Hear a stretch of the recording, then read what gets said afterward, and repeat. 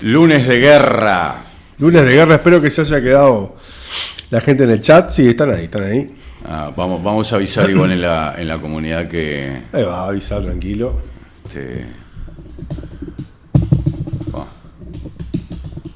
Y volvimos como quien lo quiere. Ahí va, exactamente. Bien, en el menú para hoy tenemos, bueno, lo que me parecía que podía llegar a ser la noticia del día y que sin embargo está pasando bastante como sin pena ni gloria, que es que Hamás entregó oficialmente hoy el gobierno en Gaza, o sea, entregó la autoridad de Gaza, y yo sinceramente esperaba que tuviera más repercusión en función de que durante muchos años, durante muchos años realmente fue el tema, el metejón de Israel, de Occidente, que jamás abandonara las funciones de gobierno. Finalmente. Antes que desarrolle, una pequeña cosa que tiene que ver con lo que está pasando ahora en Venezuela. Uh-huh. Esa catástrofe increíble, ¿no? Lamentable, que tiene que ver con un montón de responsabilidades también de grupos de dónde estaban construidas las casas y cómo, de la pobreza, etcétera. Pero ya nadie se acuerda, así como vos decías, me extraña que ahora nadie diga que Gaza, cuando en un momento estaba en el tapete, que Gaza, que era un grupo fundamentalista y teocrático que gobernaba una ciudad y que ahora no lo sea, cuando en verdad se acabó, sigue el mismo partido de Maduro en el gobierno en Venezuela, la líder opositora que el propio Occidente se encargó de enaltecer que tenía que ser la presidenta, todavía no lo es, ni lo va a ser, y sí, parece que la democracia ha llegado a Venezuela por arte de algún arte de magia que nadie sabe bien cuál es. Pero se terminó el tema de Venezuela, absolutamente. Sí. Nadie más está más preocupado por el régimen que gobierna Venezuela. Claro. Como nadie estaba ahora preocupado por si jamás se entregó o no el poder. Claro, obvio. Desaparecieron los problemas, parece que del fundamentalismo islámico, de no sé qué, de no sé cuánto, de qué horrible que esto y el otro. Medio que pasó sin pena ni gloria la noticia. ¿Y a quién se lo entregó el poder? Esa es una pregunta que me surge. Abandonó el poder, nada más. Ahora, pensé que lo tenía. Había claramente dos para un cacho. Había dos candidatos firmes. Dos candidatos firmes que se rasgaron las vestiduras durante un buen rato acerca de hacerse con el control de la franja de Gaza, que era, por un lado, el comité de Gaza, que había sido seleccionado como un grupo de tecnócratas, entre otras cosas, incluyendo palestinos. El que quería Trump. No, ese es la Junta para la Paz, the Board of Peace, no sé cómo lo traducen. No quedó nada. Eso. Nada, ninguno de los dos, porque primero que nada, el famoso Comité para la Paz, que creo que era el que en un principio pretendía... Porque me entrevero, como los dos son inoperantes y como los dos son inexistentes y nunca llegaron a tener ningún tipo de relevancia, como que se me cruzan los cables entre uno y otro, pero nunca movieron un dedo y de hecho nunca pusieron un pie en Gaza. El Comité para la Paz, que es un comité de tecnócratas, entre otras cosas, no solamente, pero entre otras cosas, integrados por palestinos, no puede entrar a Gaza. O sea, Israel le impide la entrada. Entonces, ¿cómo puede ejercer funciones de gobierno si el propio bloqueo israelí le impide la entrada? Esa es una. Después la otra, la famosa Junta para la Paz o el Escritorio para la Paz o la Oficina para la Paz o como le quieras llamar, de Donald Trump no recaudó un mango. A $1.000 millones el dentre y había muchos interesados. El dinero que habían prometido muchos de ellos eran los países del Golfo, que decían tipo, bueno, hay que ver, no sé qué, a lo mejor. Olvídate con la guerra en Irán y con el hecho de que Estados Unidos los dejara tirados, haciendo que Irán reventara las bases por las cuales los propios estados del Golfo pagaron miles de millones de dólares. Ya está, todo eso quedó en la nada. Las inversiones que habían prometido los países del Golfo en Estados Unidos, los 3 trillones o los 3 billones, los 3 millones de millones de dólares que habían prometido, marchó a la cacerola, junto con el Comité de Gaza, junto con la Junta para la Paz, junto con el ahijado de Donald Trump y todo lo que te quieras imaginar. Entonces, ¿qué es lo que hizo Hamás? Un movimiento absolutamente inteligente, sumamente probablemente sensato, y que sin embargo para nosotros es parte como de la política del siglo XXII, no del siglo XXI, porque es tipo, ya lo habían anunciado hacía tiempo que no estaban particularmente interesados en monopolizar el gobierno de Gaza, y lo que hicieron fue decir, bueno, ya está, ¿sabes qué? Nos aburrimos, acá está, y pensando en lo que hablábamos sobre finales del bloque anterior y la referencia que hacías vos a la Revolución Española, Gaza ahora se autogobierna. Es la población gazatí la que gobierna Gaza ahora. Por lo menos llevan ya probablemente 24 horas autogobernándose. ¿Gaza va a colapsar más de lo colapsada que ya va a estar? No, en absoluto. Entonces, porque, a ver, conocen de memoria el funcionamiento, conocen de memoria el sistema. De hecho, en verdad, incluso hasta les podría decir que el control político de Hamás no era tal, era más bien como una imagen que se quería vender, y que fundamentalmente el personero político de Hamás estaba remitido a las negociaciones, y que en verdad Hamás venía siendo regenteado desde hace rato por el aparato de Hamás, por la base popular de Hamás.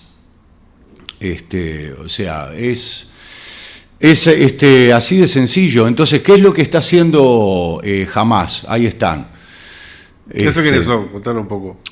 Son dos dirigentes de Hamás, que incluso ni siquiera creo que... Claro, uno es el director general de la oficina de medios, que además desde hace más de 15 días que dejó de emitir noticias. O sea, que en verdad esto lo vienen preparando de hace días. La última actualización es del 18 de junio. O sea, fíjate vos, un actor absolutamente testimonial. Me mata el estrado ese despintado. Claro, o sea, es eso. Y les puedo asegurar que jamás cuando quiere hacer las cosas las hace bien. Entonces, lo que se mantiene sí es la pulcritud. Claro, de los dos y los que están atrás. Todos los que están atrás están todos peinados. Camisa blanca impecable, planchadísima, Eso no cambia. Corte de pelo. Pase lo que pase. Ya está. Pero claro, pero además es eso. Mirá, si podés retroceder, la imagen de la hijab, esa mujer con esa hijab preciosa blanca que pasó. Es eso, mirá. Aquella de allá que trajo. Claro, las túnicas impecables, en un hospital que básicamente borbotea sangre todo el tiempo. Eso es un hospital. Creo que sí. Mirá, esa mujer de hijab blanca, perfecta, muy prolija, en medio de un genocidio, eso no lo vas a ver en Occidente nunca. Eso. Nunca, no lo ves en tiempo de paz, ahí está. Lo que vos bien me hacías notar hace un tiempo, que tipo, che, está bárbaro, pero están todos peluqueados, cosas, no sé qué, las mujeres están impecables, sí, claro. O sea, nosotros... ¿Y Deir al-Balá en qué suena para variarlo? Deir al-Balá es en Gaza, no recuerdo ahora si está sobre el... Sobre la punta, digamos, más angosta. Te maté, perdona. Sí, no tenés por qué saber todos los barrios de Gaza. No, está, pero no, la retirada de los barrios de Gaza. Y junto a Han Yunis. No sabés. ¿Cómo que no sabés dónde queda Deir al-Balah? No, lo que pasa es que claro, me parece, o sea, no sé, porque el problema es que he mencionado tantas veces, claro. Porque Han Yunis, por ejemplo, está cerca de Rafah, que está de para abajo de la ciudad de Gaza. Esto en Deir al-Balah no es exactamente en Ciudad de Gaza. Está como... Nosotros confundimos la Ciudad de Gaza con la Franja de Gaza. La Ciudad de Gaza está de la silueta que recordamos habitualmente de Gaza, está sobre la parte de arriba de la parte más angosta, la ciudad de Gaza. Deir al-Balah, Han Yunis, todos esos están más abajo o más arriba. Jabalia, por ejemplo, es un campo de refugiados que está contra la frontera. Y otra cosa, claro, que me llama la atención es que cuando vimos todo, la última performance que vi de Hamas fue la entrega de rehenes. Sí, claro. Hicieron las camionetas, los tipos vestidos de guerra con unos trajes también muy... inmaculados, es muy distinto a esto, ¿no? Me imaginaba yo un acto de Hamas, claro, con mirá, ya está, con los caños, claro, no, tipo, nos vamos, porque bien, importante, porque yo iba a hablar de eso. Hamas no es que se desarma, no se desarma. hay que aclararlo. Claro, entonces entregan el gobierno, literalmente entregan el gobierno. Y acá, justamente por eso decía que es la política del siglo XXII, no la política del siglo XXI. Todo partido político que se preside tal, y jamás es un partido político, lo último que puede llegar a considerar hacer una vez que consigue el gobierno es intentar largarlo. Es entregarlo voluntariamente. Olvídense, no, en eso nos comportamos todas las culturas iguales. El Partido Comunista Chino no va a querer largar el poder, de la misma forma en que cada vez que el orden clerical en Irán pierde unas elecciones, se las patea y pasa 4 años viendo cómo recuperar el gobierno. ¿Está? Pese a que las decisiones finales, muchas de las decisiones finales pasen por el líder supremo, el gobierno es distinto. ¿tá? Y no conozco un solo país, un solo partido político sobre la faz de la tierra que largue voluntariamente el gobierno, tipo así sin más. ¿tá? Jamás lo está haciendo. No lo está haciendo coaccionado, porque además si hay algo de lo que se encargó es de hacer notar que no lo está haciendo coaccionado, lo hace en un momento en el cual directamente casi como que ni se habla de Gaza, no recibe presiones, no recibe las presiones que recibía hasta el año pasado o en 2024, y lo hace entre otras cosas porque sinceramente, si uno se pone a pensar, yo no leí el comunicado ni nada, pero después lo quiero hacer, lo voy a hacer con tranquilidad. Jamás, así como la autoridad palestina vio las encuestas, hechas por la propia autoridad palestina, Jamás también vio las encuestas y jamás entendió que lo que espera la gente en Palestina, en Gaza, en Cisjordania, en Jerusalén, es resistir. Y lo que sí estaba claro, porque cada vez le costaba más puteadas dentro de Gaza, es que jamás se estaba dedicando al gobierno y no se estaba dedicando a resistir.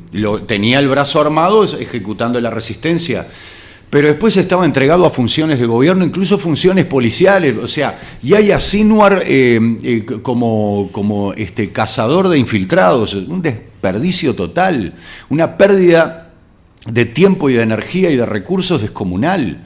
¿Entendés? Un tipo que fue uno de los referentes de uno de los brazos, de uno de los órdenes, por decirlo así, del aparato político de Hamás, que son los presos políticos.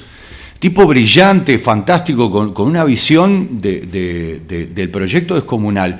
Estaba cazando infiltrados, ¿entendés? O sea, eso es una pérdida de tiempo. Y bueno, finalmente lo que creo que hicieron Creo que incluso hemos hablado en otros videos, y lo comentábamos más temprano con vos, que ya, o sea, de hace 2 años que vienen anunciando que en verdad no les interesa particularmente. Por eso no me sorprendió, porque claro, vos lo habías dicho acá. Exacto, mantenerse en el gobierno, o sea, decían, no, la verdad es que incluso uno de los funcionarios de Hamás, del cual vi la entrevista, decía: nosotros no estamos pudiendo atender el pedido popular, que es la resistencia pacífica y la resistencia armada, por supuesto. Porque además lo que vimos en las encuestas, lo que también ellos vieron en las encuestas es o negociaciones o resistencia armada. ¿Tá? En particular en Gaza la gente la resistencia pacífica la ve como absolutamente obsoleta. Entonces los tipos dicen, bueno, ¿qué rol tenemos para jugar acá? Ya negociamos todo lo que podemos negociar.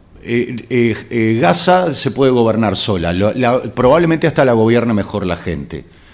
¿Qué tenemos que hacer? Irnos, entonces nos podemos entregar, el aparato guerrillero puede manejarse a sus anchas y no estar a expensas de lo que las decisiones y las negociaciones puedan implicar. Tiene manos libres, la población gazatí tiene las manos libres para autogobernarse. Chau. Para autogobernarse. Entonces, ¿qué es lo que hizo Hamás? Dio un paso acertado en una visión de futuro a largo plazo, sabiendo además, entre otras cosas, que por el camino lo que hace es denunciar algo enorme, que es: Gaza va a estar acéfala, Gaza no va a tener gobierno, le pongo la firma. No van a ver un comité de no sé qué, de Sarasa, que esto y el otro, no van a ver la Junta de la Paz de no sé qué, no van a ver a Tony Blair, no van a ver asentamientos israelíes, no van a ver nada. De lo que no van a poder hablar es de Hamás. De lo único que van a poder hablar es que Hamás no entregó las armas y el versito se le va a acabar en breve. ¿Saben lo que hizo Hamás? Le complicó descomunalmente la vida a Israel para hacer lo que tiene pensado hacer desde hace meses, que es volver a Gaza. Desde el momento en que Hezbollah les está pateando el culo en el sur del Líbano, literalmente saben que siempre pueden volver a Gaza para poder seguir vendiéndole la guerra a la sociedad israelí. La sociedad israelí, que quiere guerra, los porcentajes lo indican a lo largo de todos estos años. ¿Está? No le pudieron vender la guerra en Gaza porque el problema es que le estaba costando un montón de gente al ejército, le estaba costando la reputación a Donald Trump, le estaba costando la reputación a los demócratas. Olvídense, a Israel no le importa un carajo la reputación que tenga a nivel internacional, lo único que le interesa es la plata y el respaldo político, y eso lo tiene de Estados Unidos y de Europa. La opinión del mundo le importa un cuerno, pero no a Netanyahu, a cualquier israelí, ¿tá? Le importa un cuerno. Fracasada la guerra en Gaza, ¿qué es lo que tenía que hacer? Meterse en otro, el triangulito, ¿recuerdan? Del que hablamos desde marzo del 2004. El triangulito es: les patean el culo en Gaza, arman algún problema con Irán, o le vuelan la embajada o no sé qué, no sé cuánto, les patean el culo, van al Líbano, les patean el culo, vuelven a Gaza. ¿Ahora cuánto podés estar así? Y si los dejás... 70 años más. Si los dejás, bueno, el famoso reino de Judá, que estuvo 200 años, pueden estar 200 años así, porque además medio que son una réplica, o sea, hacen lo mismo. Solamente que en vez de convertir forzadamente a la gente, lo que están haciendo es expulsarla. Pero está... pueden estar 200 años. Si los dejás tranquilos, pueden estar 200 años. Me parece que justamente lo que Estados Unidos no quiere, que estén 200 años. Y entonces... Yo tuve una pregunta anterior, dale. Que es, hablaste del costo que había asumido Hamás respecto a la gobernanza de Gaza, que además, claro, es en el año 2006, creo, es previo a los últimos sucesos. Sí. Y también mencionaste a Hezbollah, donde tiene un modelo bastante distinto, porque no se encarga de no es la policía del Líbano. Exacto. ¿no? Es una guerrilla propiamente dicha. No, pero también es un partido político. Y es un partido político, lo cual también Hamás de alguna forma lo es. Sí, claro, obvio. Entonces no es una especie de autocrítica de Hamás o de alguna forma ver el modelo de Hezbollah como algo más coherente. No se ve esto como una especie de, bueno, ¿por qué entregar ahora? Porque de alguna forma la propia acción de hoy no es una forma de autocrítica. Está fantástica la pregunta porque me permite contar un poco lo que pienso de lo que vengo viendo. La guerrilla, el gobierno, el partido político, todos esos son para ellos veo que los manejan como meros instrumentos. Lo importante es la soberanía del pueblo. En ese sentido, además, veo como una especie de correlato con el proyecto de la revolución islámica en Irán. El gobierno, la Guardia Revolucionaria, el coso, son instrumentos. Y cada instrumento se utiliza en el momento adecuado, en la forma adecuada a el fin último, que no es un fin...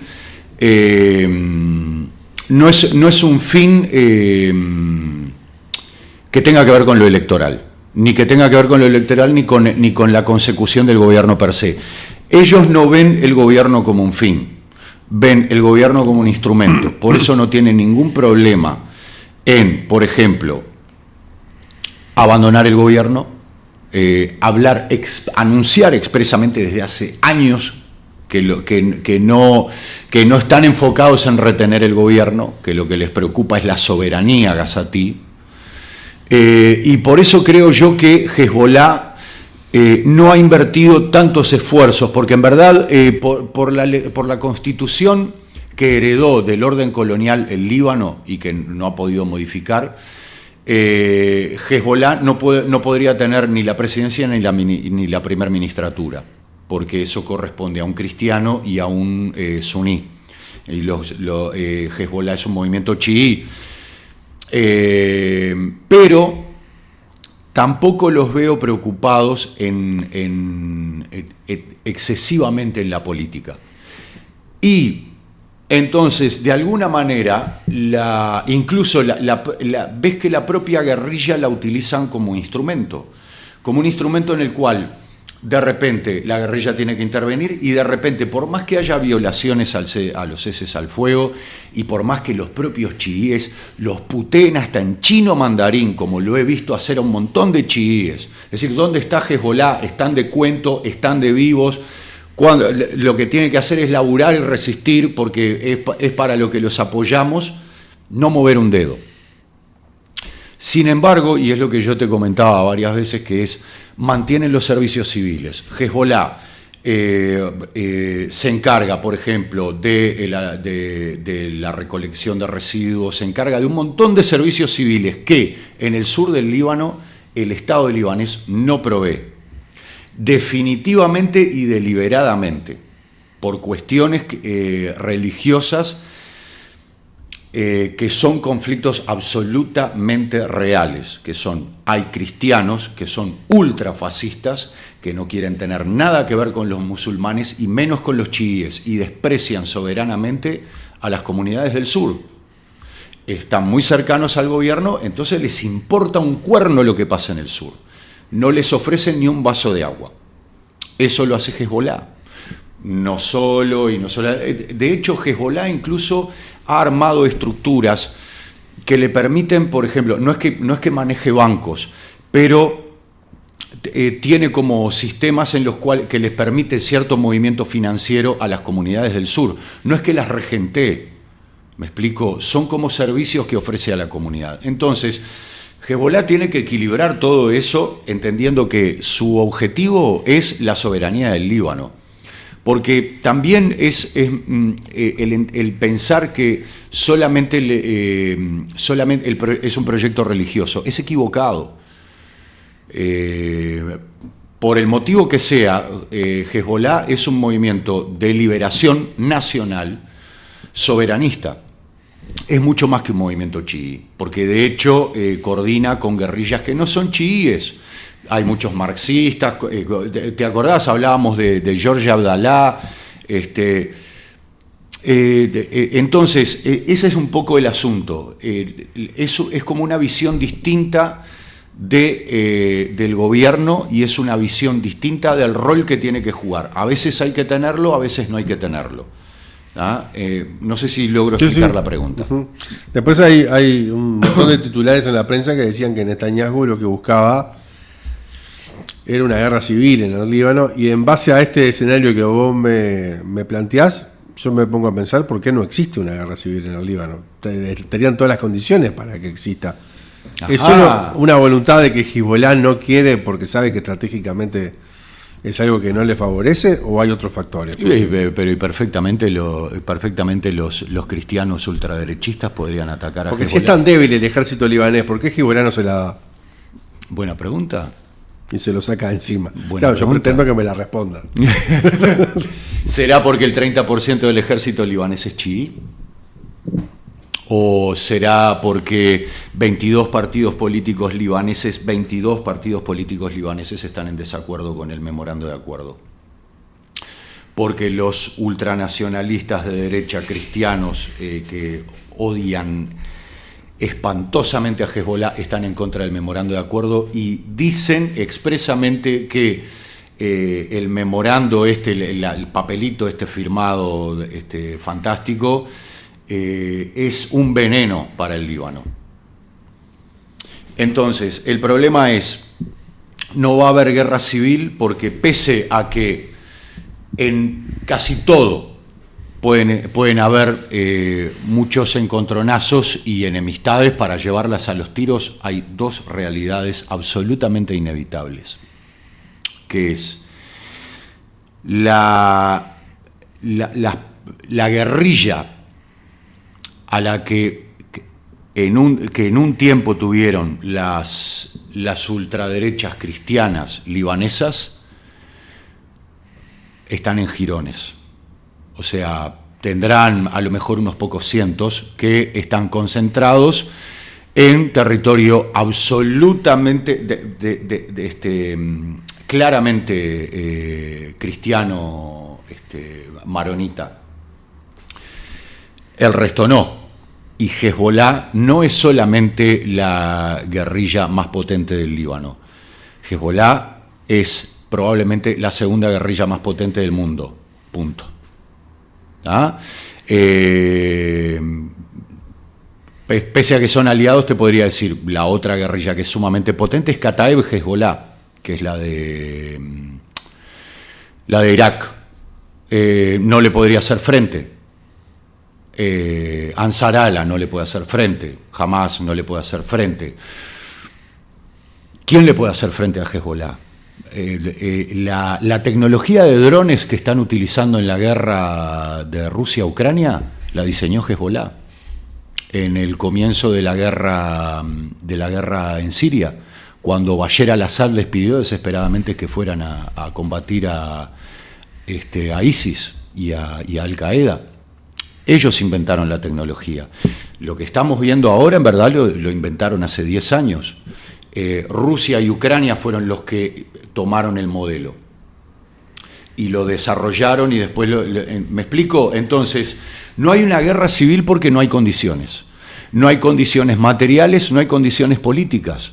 O sea, políticamente lo que puede haber es que un montón de políticos se tiren con los no sé qué, con las sillas del Parlamento. Eso es todo lo que puede haber. El tema es que, pese a mucho que se odie la población para que haya una guerra civil, necesita armas. Y los únicos que tienen armas son los de Hezbollah. O sea, los únicos que tienen armas tácticas y que tienen la experiencia. Al-Qaeda no se va a meter en el Líbano por el sencillo hecho de que la experiencia que tiene Hezbollah no es solamente peleando contra ellos, es peleando contra Israel. Y Al-Qaeda no podría aguantar 5 minutos contra el ejército israelí. Entonces, ¿no hay condiciones para una guerra civil en el Líbano? porque políticamente no las hay, materialmente no las hay. O sea, no tendrían ni para arrancar. El ejército libanés no tendría ni para arrancar. La otra vez estaba escuchando a Leit Marouf, un periodista sirio-palestino, que ahora vive, que contaba que los tanques de guerra que tiene el ejército libanés son de los años 70, y en muchos casos cotizan, o sea, se venden en eBay. Entonces, probablemente Hezbollah lo que quiere hacer no es destruirlo, en el caso, sino capturarlo sano para venderlo en eBay. ¿Me explico? O sea, no hay condiciones, no hay condiciones. Ni siquiera en Israel no puede introducir armas, decís vos. Y lo viene haciendo hace rato. El problema es como en la guerra en Ucrania, el problema no son las armas.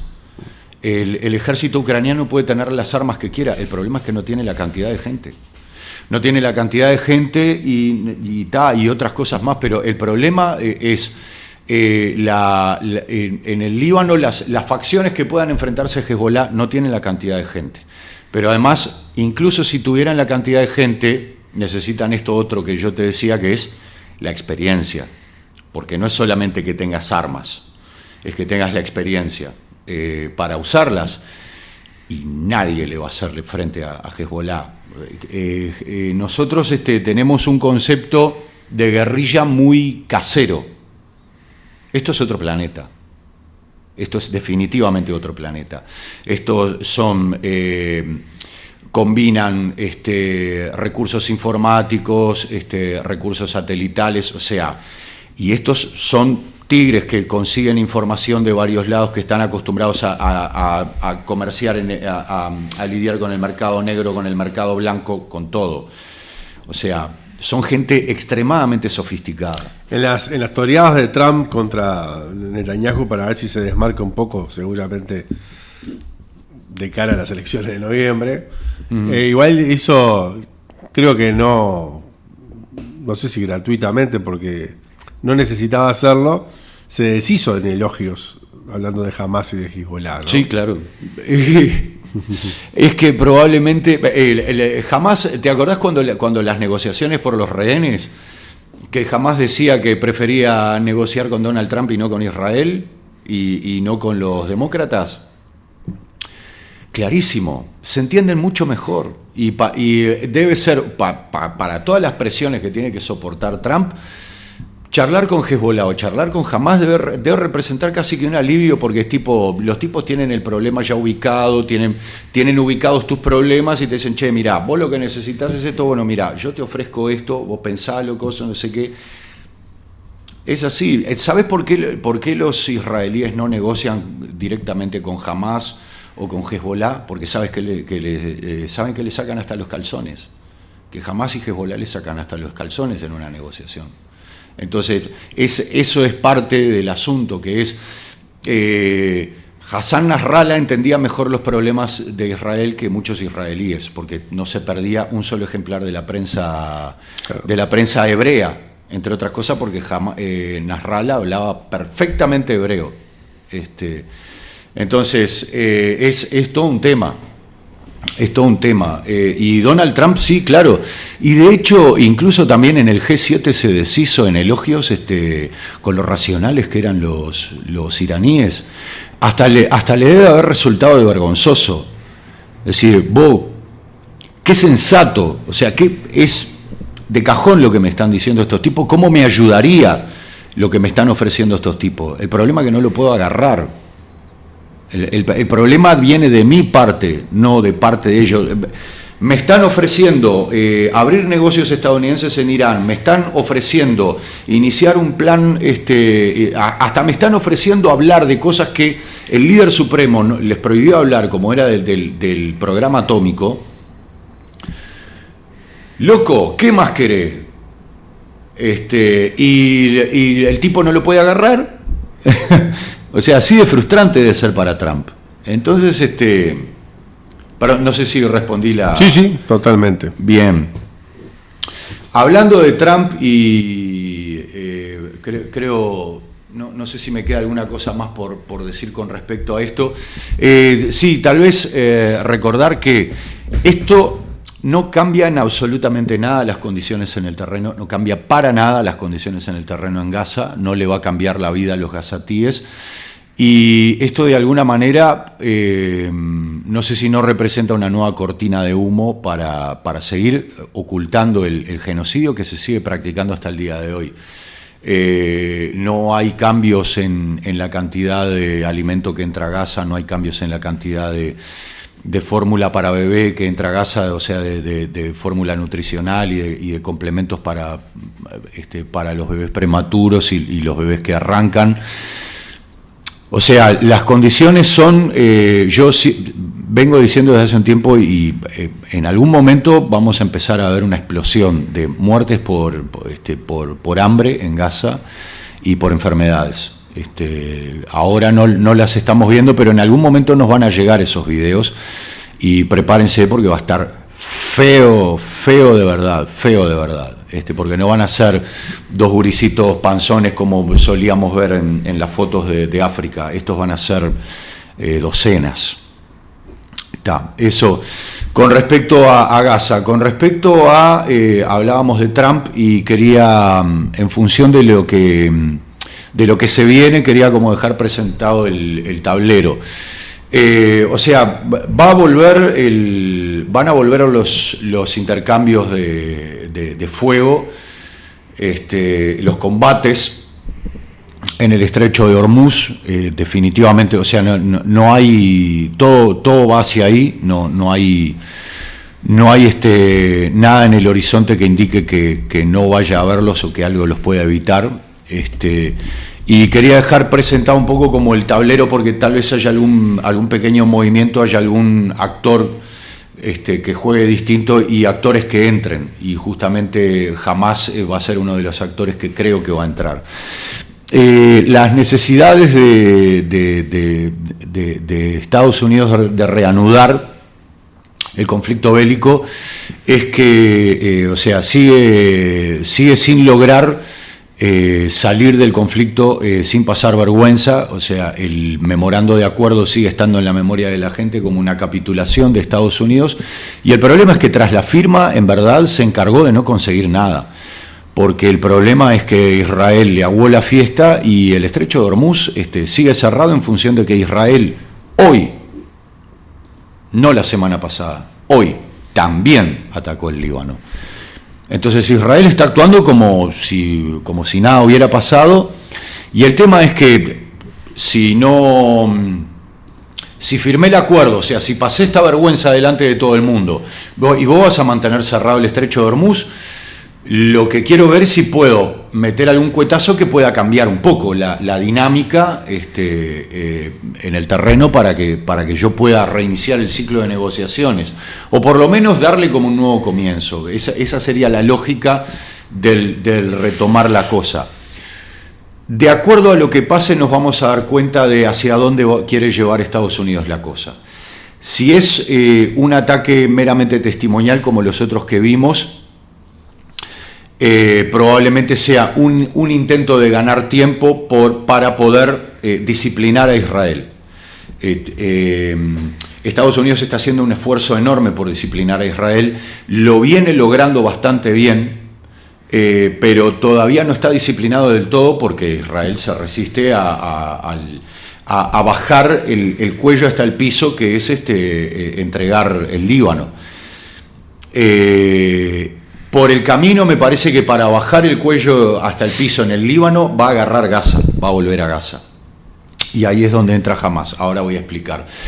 Pero la necesidad es esa, es tipo, bueno, si hace una escalada grande, o sea, si vuelve a los bombardeos de los comienzos del combate en fines de febrero, significa que la va a querer pudrir en serio y que va a apostar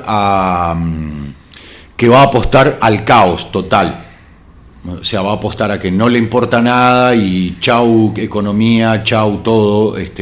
Entonces, dependiendo de lo que se vea, es que vamos a entender cuál es la lógica detrás del Estado profundo que está empujando a Trump a esto, ¿tá? Porque siempre recordamos que Trump hereda la situación, no es que le caigan simpáticos los iraníes, es que o sea, los presidentes, a tal punto Estados Unidos no tiene soberanía que los presidentes no mandan a Estados Unidos, ¿me explico? Entonces, es importante entender cuáles son las principales fortalezas que actúan en este conflicto por actor para entender cuál es por dónde van a intentar entrar. No voy a hablar de misiles, en todo caso después si querés charlamos un poquito, pero en un principio no voy a hablar de misiles. El primer protagonista del tablero, por supuesto, es Irán, ¿tá? Su principal fortaleza general es la unidad del pueblo iraní en torno al esfuerzo liberador. Eso es importante entenderlo, hay disputas en Irán. La fortaleza es la unidad del pueblo iraní, que identifica claramente. Todas las partes entienden que los sacrificios de la guerra están llevando un cambio positivo para la nación y entonces quieren seguir la misma línea, combatir y resistir. Porque lo que lleva incluso los occidentalistas, la gente que quiere Netflix, que quiere fútbol, que quiere participar en la economía y jugar a ser un americanito en la Florida, incluso esa persona, ¿tá? Entiende que esta guerra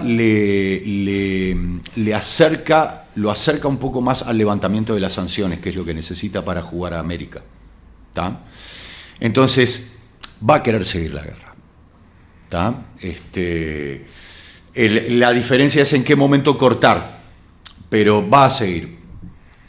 Su principal acierto estratégico, el principal acierto estratégico de Irán, es haber ubicado el centro de gravedad, o sea, dónde va a ubicar el eje de la fuerza de la guerra en el estrecho de Hormuz, que es su arma atómica, verdaderamente, y haber avanzado hacia un segundo centro de gravedad, y esta es la genialidad, que es Israel. Nosotros lo habíamos dicho. Va a cerrar el estrecho de Hormuz, pero el que va a sufrir va a ser Israel, porque va a atacar a Israel. Ya ha demostrado, ya lo ha atacado y va a ejercer un montón de dolor sobre Israel, y de hecho lo hizo. Entonces lo que hizo fue ahora mover el centro de gravedad hacia afuera, con lo cual lo que está haciendo es sacar el combate de su terreno, ¿tá? Y se lo traslada a Estados Unidos a otro. Para lo cual tomaron dos decisiones acertadísimas desde el punto de vista del resultado. Devolver los ataques en forma decisiva, o sea, en ningún momento, solamente en el último ataque, Irán no respondió a un ataque israelí, sino que tomó la ofensiva, destruyendo la infraestructura vital y poner como condición del fin de la guerra, el fin de la guerra en todos los frentes. Esto implica un disciplinamiento total de Israel, no solamente el Líbano, porque dice todos los frentes. Entonces, implica un esfuerzo tan grande para Estados Unidos para disciplinar a Israel, que por el camino lo que está haciendo es obligándolo a tomar una decisión que Irán ya entiende que Estados Unidos va a tomar, que es soltarle la mano a Israel, ¿tá? Entonces, se la facilita. Y lo que es a partir de acorralar a Israel en esta cuestión de no puedes pelear acá, no puedes pelear acá, no puedes pelear acá, no puedes pelear acá, no puedes pelear acá.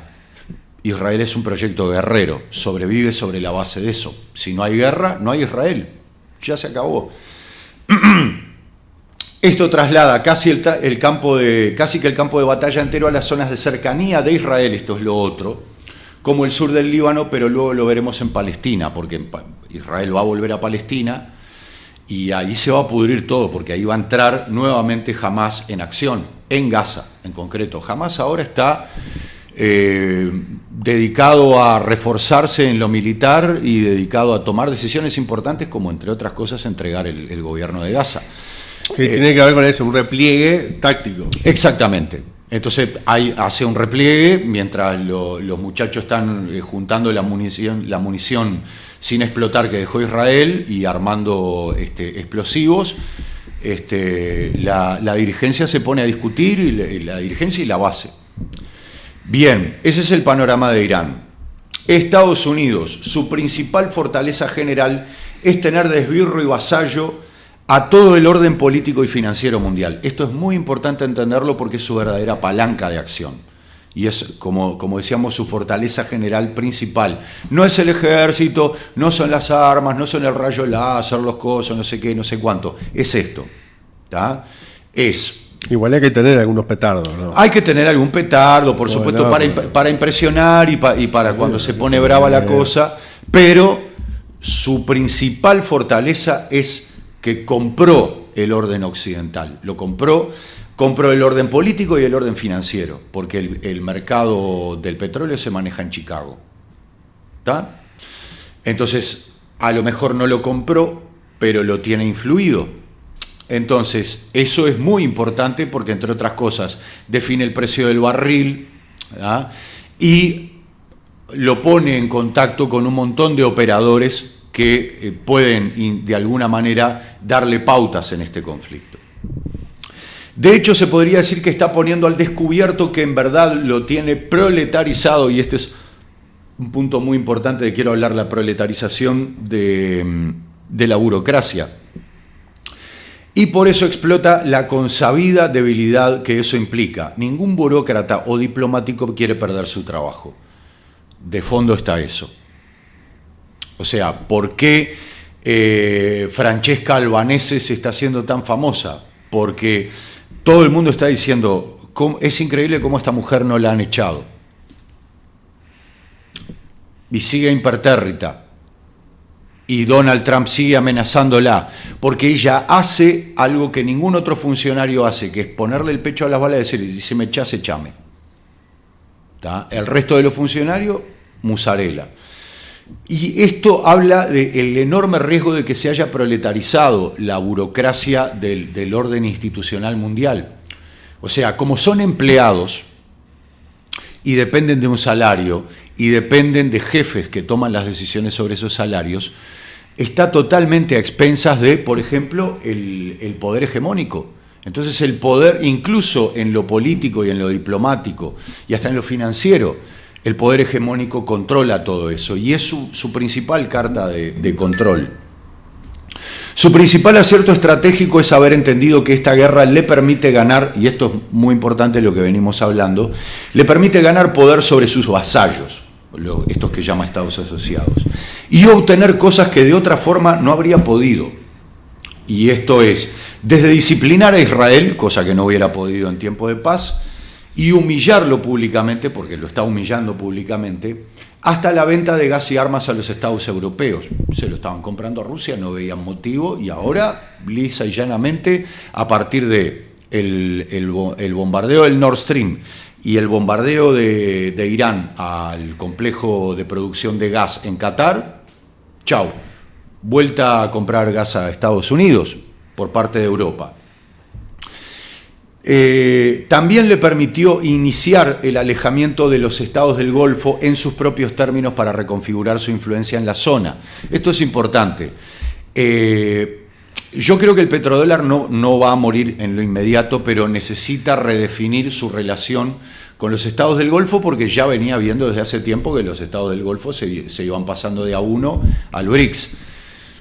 Entonces la relación tiene que cambiar y lo va a hacer de la peor forma posible. Los va a presionar con una guerra para tratar de imponerle condiciones. Están fracasando, pero sus intenciones están, y creo que por el camino Emiratos, Kuwait y Bahrein van a ser los que compliquen la ecuación para avanzar en ese sentido. Después Israel. Su principal fortaleza general es el lobby transnacional. Es transnacional, no es solo estadounidense, que le permite tener influencia sobre todo Occidente. Este lobby es invisible, muy diseminado en varias órbitas de poder y muy disciplinado. Por eso da la impresión de que gobiernan el mundo y que no sé qué. No se sabe dónde están por todos lados. Y el otro tema además es que actúan en forma muy disciplinada. Tienen una orden clara, tienen una misión clara, un objetivo claro, son muy creativos y actúan en forma disciplinada. Y esa es su principal fortaleza. El Estado de Israel por sí solo no consigue nada. Necesita de este lobby. Esto le ha permitido implementar una censura global, y esto es algo de lo cual no hemos hablado nunca con claridad, y en otro momento lo vamos a hablar, pero lo voy a mencionar en forma explícita. Esto le ha permitido implementar una censura global nunca antes vista en la historia de la humanidad, desde la configuración de algoritmos en las redes sociales hasta las represiones policiales en lugares impensados como Alemania, Holanda, Inglaterra, Japón o Corea del Sur. Estas represiones están humillando a estos estados, transformando su imagen de grandes ejemplos de democracia en simples repúblicas bananeras, baratas, controlables a través de míseras cantidades de dinero y burdos escándalos sexuales. No tiene precedentes en la historia de la humanidad el nivel de censura global, y esto lo logra a partir de la influencia del lobby y de cómo está metido. Pero esto no tiene precedente y verdaderamente complica mucho las cosas, complica muchísimo. Que no haya terminado de complicar las cosas y que la información siga saliendo depende de un enorme esfuerzo en función del horror brutal que conmueve a las personas. Pero, o sea, el dispositivo de censura generado no tiene precedentes en la historia de la humanidad, y esto es muy importante entenderlo. Sí, porque la censura es directamente proporcional al hecho que quieren censurar, ¿no? Sí, pero el poder implementar esa censura habla de una influencia enorme, porque vos podés decir, me veo superado, pero ¿tenés la capacidad para igualar? El asunto es que no han logrado derrotar, pero sí han logrado... Dan la pelea. Exacto, la pelean y la pelean todo el tiempo. Entonces, ese poder... ni siquiera hay un consenso político dentro de Estados Unidos de implementar homogéneamente en ese poder como lo ha logrado el lobby israelí. El lobby israelí ha logrado la homogeneidad en el consenso político estadounidense para implementar esa censura brutal. De por sí, el sistema político estadounidense no logra esa homogeneidad. Lo logró el lobby israelí. Es un mérito, hay que reconocerlo para entender, entre otras cosas, con quién estamos lidiando. Su principal acierto estratégico es haber convencido a Trump de desatar una guerra que Estados Unidos no estaba preparado para dar. Siempre hablamos de que Estados Unidos quiere dar la guerra con Irán desde hace años y que Netanyahu la promueve porque sabe que la quiere dar. El problema es que no estaba preparado. Por eso es que los demócratas no le dieron la guerra a Netanyahu, se la dio Trump, y el mérito es del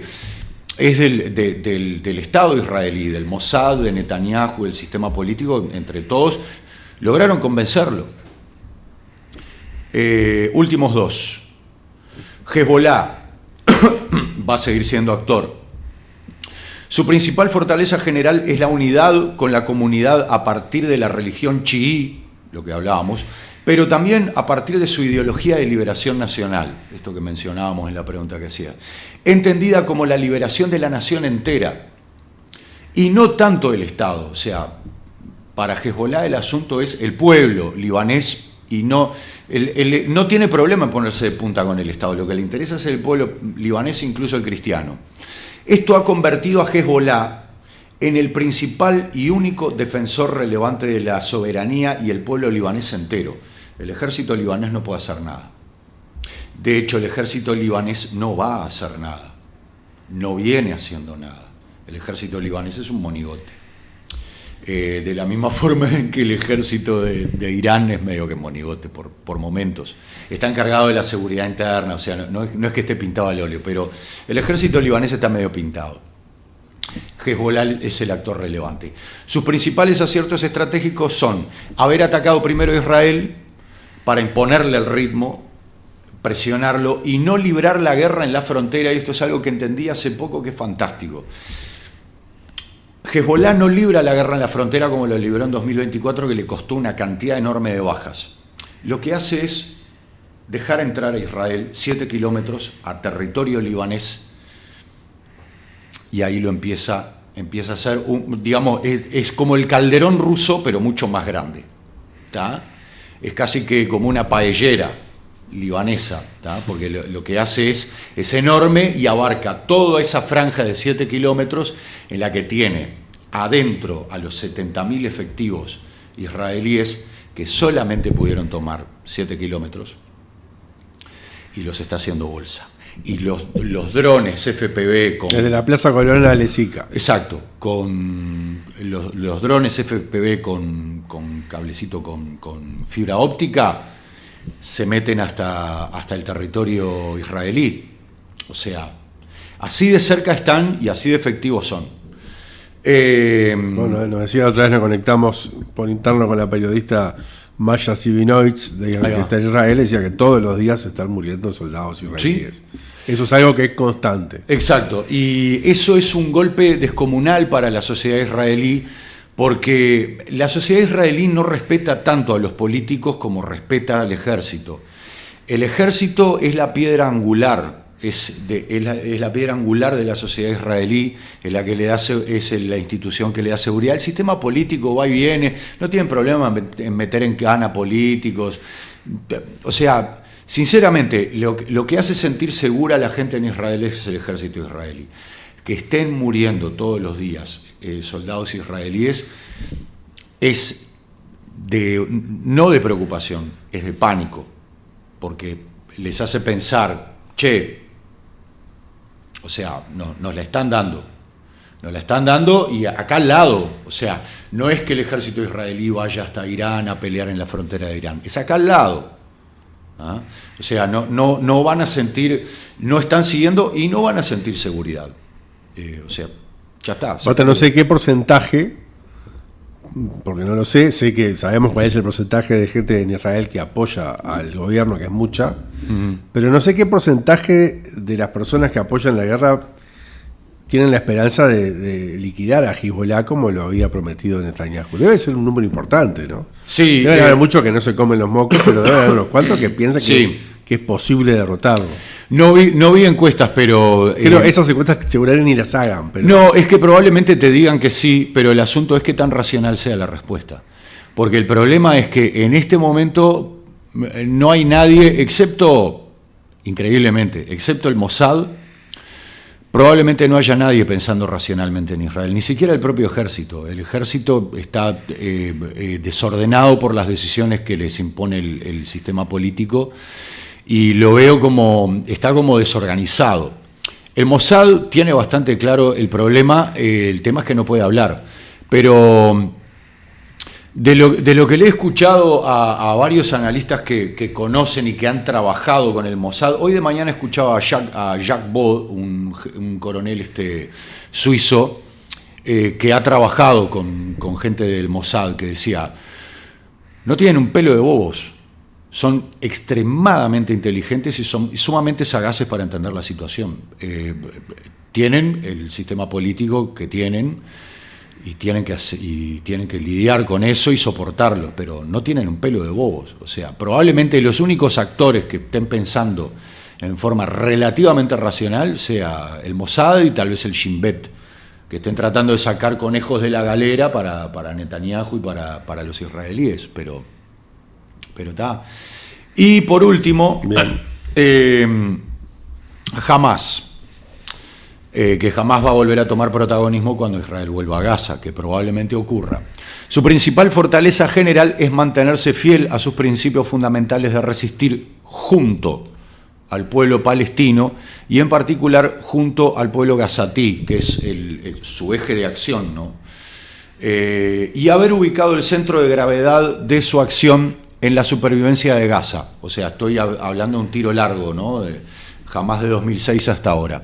Incluso habiendo perdido el control, y esto es un detalle interesante, incluso habiendo perdido el control sobre el 60% de la franja de Gaza, sigue manteniendo su capacidad disuasoria sobre el 100%.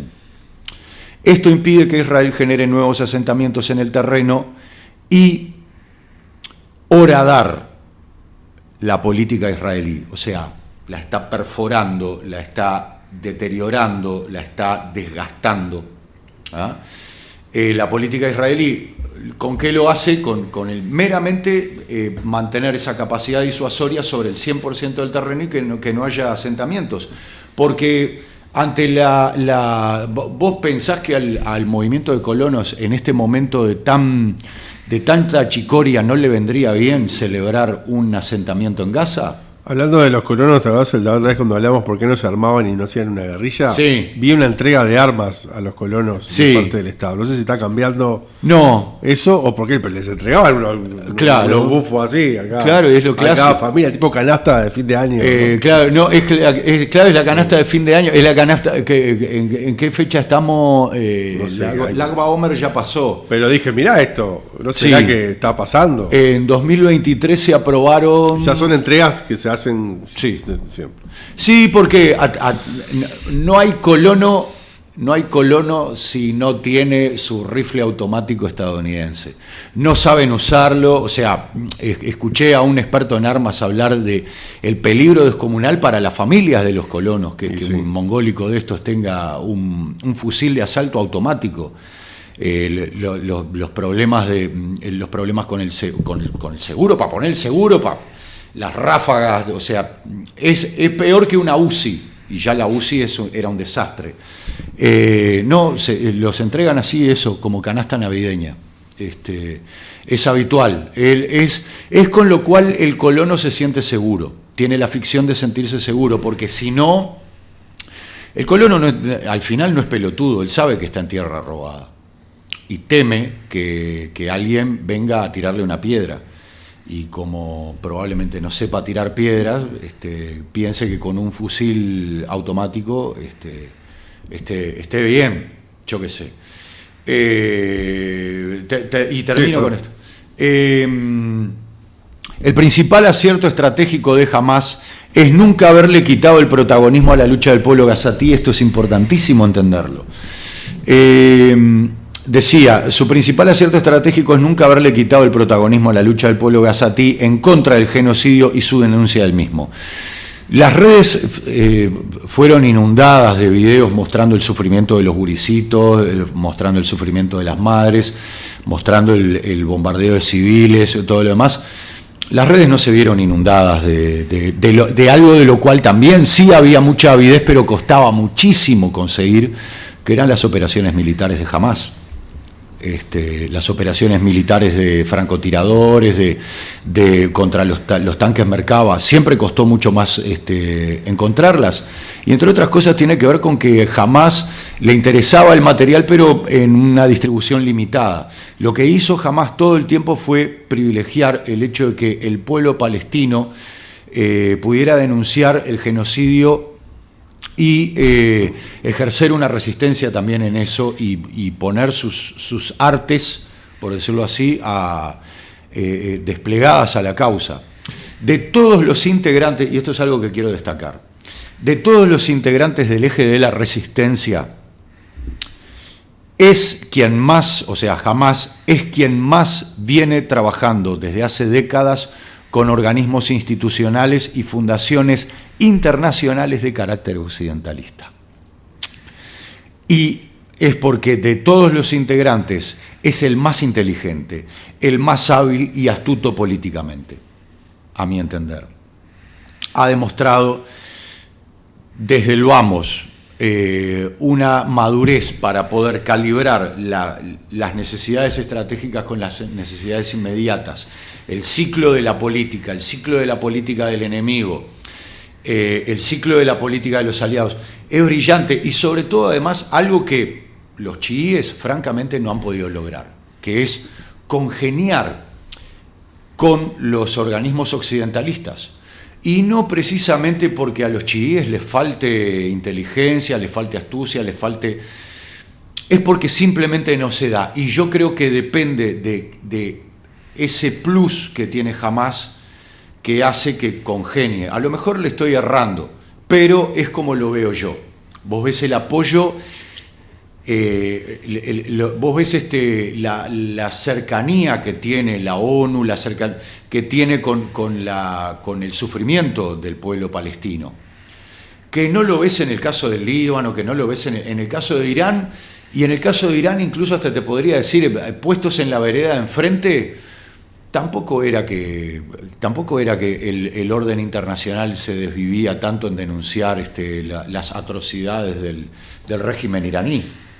Me explico, o sea, De hecho, no lo hacían como sí lo hicieron, le aplicaron la maquinaria a Rusia, clarísimo. O sea, pusieron mucho más el foco en Rusia que en Irán.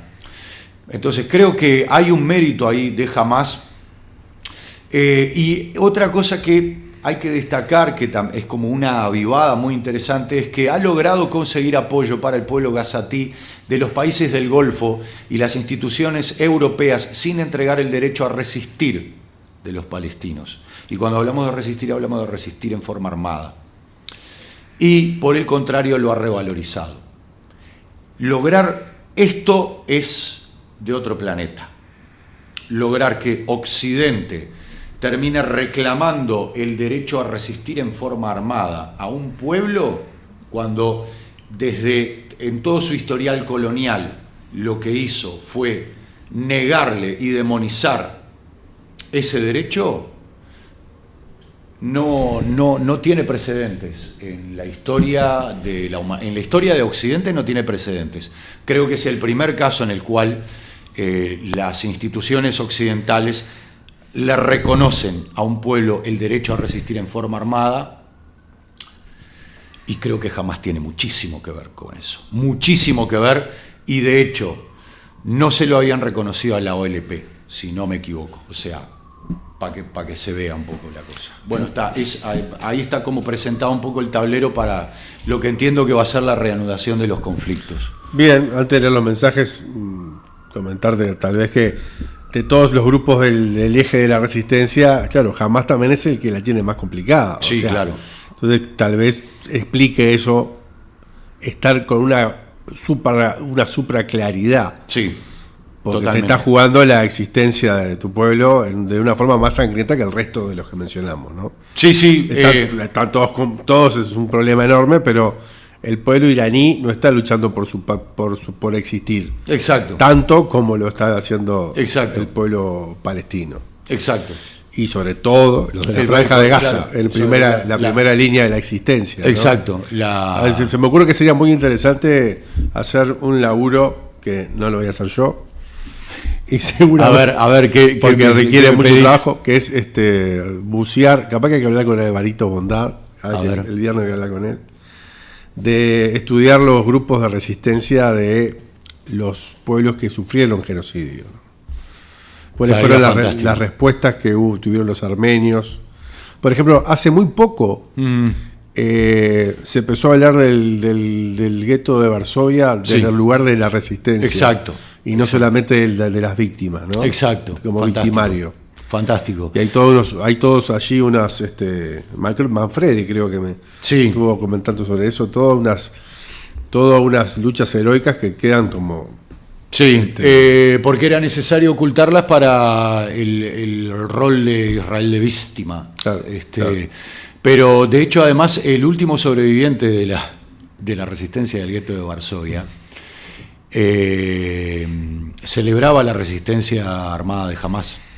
Y sí, por claro, respeto. Y de hecho murió, lo enterraron en Polonia y no hubo un solo funcionario israelí para atender. Y lo enterraron bien enterrado. Claro, exactamente, lo enterraron en el olvido. Ahora se me escapa el nombre, pero sí, tal cual.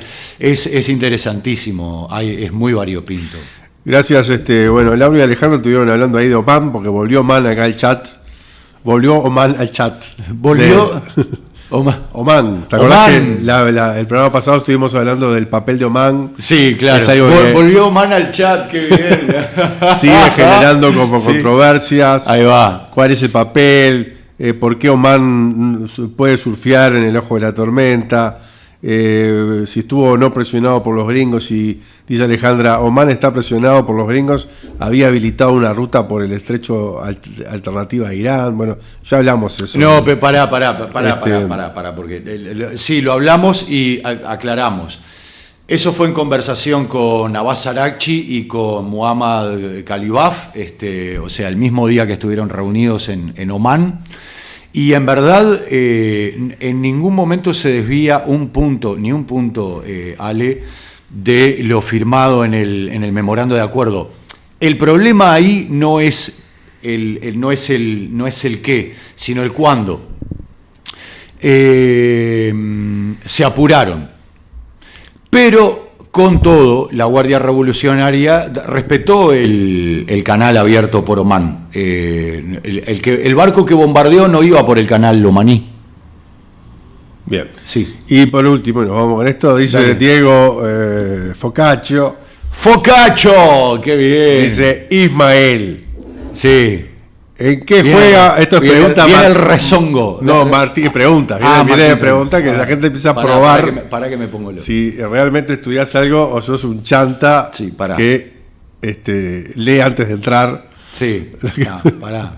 Ismael, ¿en qué juega pues pregunta Martini? Sí. Por un viaje por el estrecho de Hormuz. Sin que nadie te tire nada, si vas Claro, saludando. ahí va.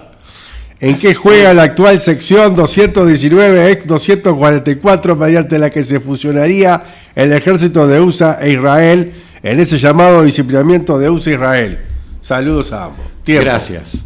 No sabía el número de la resolución. Para jugar en la quiniela. Está, para jugar en la 219 y 224. Sí, de lo que tengo entendido, a no ser que haya ocurrido hoy. Y después que hizo la pregunta se tiró para atrás. Digo, Focaccio a comer Andá, pochoclo y tipo, cométela. andá, claro, ahí está.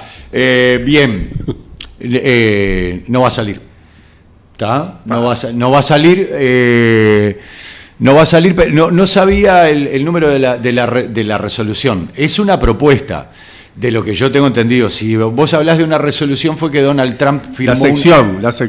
sección. La dale. sección 219, ex 224, Sí. que es la que fusionaría Claro, al porque ejército de porque USA e Israel. Porque es un documento que algunos congresales, algunos congresistas presentaron para la aprobación. No va a salir. No va a salir. Hay una cuestión muy sencilla. O sea, en este es el peor momento si me hubieras dicho 2008, 2009, sí podría decirte a lo mejor sale, con todo es difícil que el chancho chifle. Hoy es lo último. Yo creo que es un favor que le debe haber pedido el lobby israelí a algunos políticos de su cuenta personal para poder figurar y vender el titular en Israel. No le veo pie ni cabeza. El propio sistema político entiende toda la cantidad descomunal de desórdenes que generaría eso. Ni hablar el ejército. Es muy sencillo, le han concedido un montón de cosas, pero el problema es que esto implicaría, por ejemplo, que Israel tenga acceso a los bombarderos B-2. ¿Por qué no le da los bombarderos B-2 Estados Unidos a Israel? Ok, bien, por ahí veo la respuesta, Focaccio. Bien, antes de irme, Buen provecho. quiero cumplir con. Pochoclo. Quiero Focaccio. Se está comiendo una focacha. Una focaccia no estaría mal. Una focacha. Siempre dijimos que Focaccio es nombre de fábrica de pasta o de pizzería. Si estás en cualquiera de los dos rubros, voy a inaugurar un nuevo rubro. Un nuevo rubro para el final de cada programa, que es el mensaje del presidente del Sutiga, Diego, con un comunicado nuevo de un centro que no paga los sueldos. Ahora llegó otro. Es una excepción tremenda, pero que lo puedo hacer perfectamente. Vamos a implementarla. En este caso, lo vamos a la ciudad de Rocha, donde el centro de día de Rocha se llama así, que atiende a adultos mayores con problemas de vulnerabilidad económica, denuncia que no les pagan desde el mes de abril. Y es gente que recién ahora lo avisa. Abril, mayo, junio. Sí. Tampoco le pagaron el aguinaldo. Bueno, y abril, mayo y junio, así como el aguinaldo correspondiente al mes de junio. Cualquiera. Los trabajadores me da cosa que tengan que explicar. Después que digan eso, dicen, bueno, esto lo que genera es una vulnerabilidad de la familia, de los señores mayores que atendemos. Entonces van a, como medida sindical, van a suspender la presencialidad de usuarios hasta que no se haga efectivo el pago de los mismos. Qué desastre. Comunican esta situación y cumplimos, pero no era chiste. Hoy de tarde me mandó, tengo 1, 2, 3, 4 comunicados de centros aleatorios. La semana, bueno, vos no lo, la gente no lo va a ver, pero vos sí lo vas a ver. Esto es de ahora, ¿no? Mirá, todos estos son comunicados de centros que, todos de Diego, que ya ni le contesto porque les mando un abrazo. Acá hay 3 juntos. Está. Una marcha en el medio. Acá siguen, ¿eh? Ajá. ¿Cuántos ve? Perdí la cuenta. O sea, había arrancado a contar, perdí la cuenta. Sí, esto lo tengo. Claro, no, o sea. Es una cosa, debe ser lo más 20 de la carrera. Es lo más grave que está pasando en Uruguay hoy. Vamos a hacer un videito para... Es lo más grave que está pasando en Uruguay hoy, seguro. Sí, vamos a hacer un videito con todos los comunicados. O sea, un saludo a tus amigos de su tía, a todos los que Saludo, estuvieron Diego. del otro lado, que fueron muy activos. No bajamos nunca de 30 hoy, un buen número para lo que es este Bueno, programa. bien. Esperemos que después se repercuta en la semana. Nos vemos el lunes próximo. Sí.